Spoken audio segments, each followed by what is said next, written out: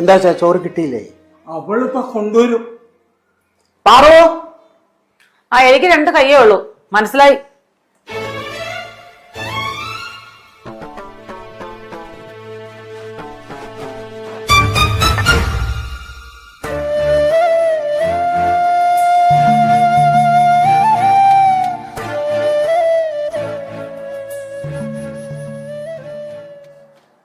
തിന്നേച്ച് എഴുന്നേറ്റ് പോയി ആ മുള്ളി നരച്ചിരിക്കുന്ന ബെഡ്ഷീറ്റും പോയി കഴുകിട്ടോണം.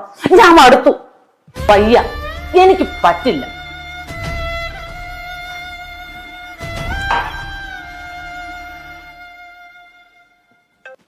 മര്യാദക്ക് തിന്നേച്ചെഴുതിട്ട് പോകാൻ നോക്ക്.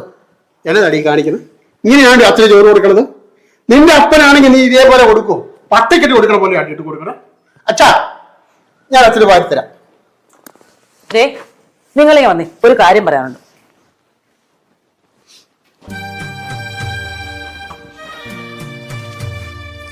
പത്ത് 12 വർഷമായിട്ടെ മുള്ളിയതും തൂറിലും കഴുകല എന്റെ പണി.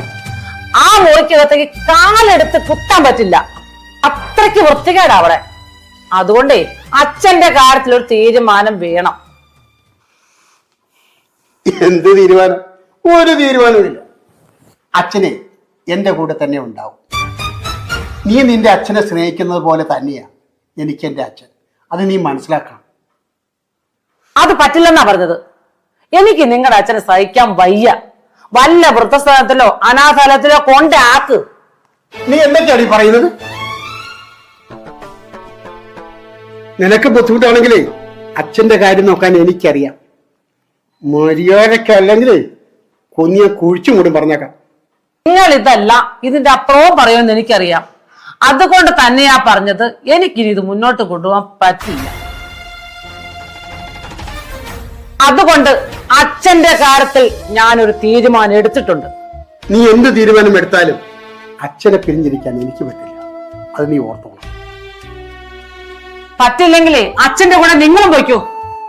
എനിക്ക് വേണ്ടതേ മനസമാധാനമാണ്. ഞാൻ കാരുണ്യ വൃത്തസ്ഥാനക്കാരുടെ അച്ഛനെ കൊണ്ടുപോകാൻ ഇപ്പൊ വരാൻ പറഞ്ഞിട്ടുണ്ട്. അവരിപ്പൊ എത്തും. നീ എന്തൊക്കെയാണ് ഈ പറയുന്നത്? വേണ്ട പാറു, വേണ്ട. അമ്മയുടെ മരണത്തിന് ശേഷം എന്നെ നെഞ്ചിലേറ്റി അച്ഛൻ വളർത്തിയത്. അച്ഛന് ദോഷമുള്ള ഒരു പ്രവൃത്തിയും ഞാൻ ചെയ്യില്ല. കൈക്കും കാലിനും സ്വാധീനക്കുറവുള്ള ആ മനുഷ്യനെ തെരുവിലേക്ക് വലിച്ചെറിയരുത്. അത് എനിക്ക് സഹിക്കാൻ പറ്റില്ല.